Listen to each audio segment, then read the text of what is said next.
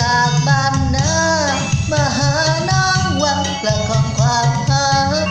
ให้สดใสหวังว่าน้องคนดีคงเห็นใจหรือที่ว่ายากจนคนบ่มี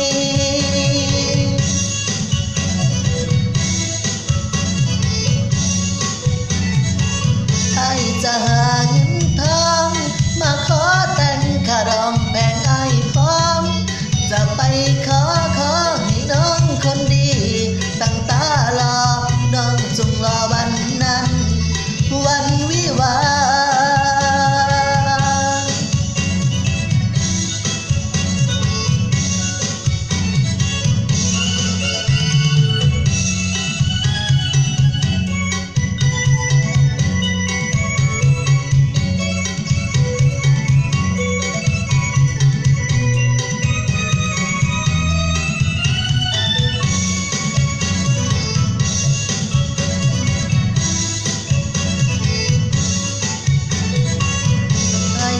จากบ้านนามาหาน้องหวังประคองความรักให้สดใสหวังว่าน้องคนดีคงเห็นใจ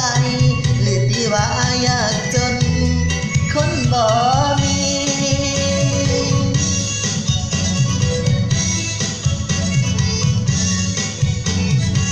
ไอ้จะหาเงินทอง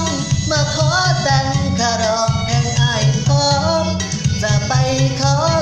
ให้น้องคนดีตั้งตารอ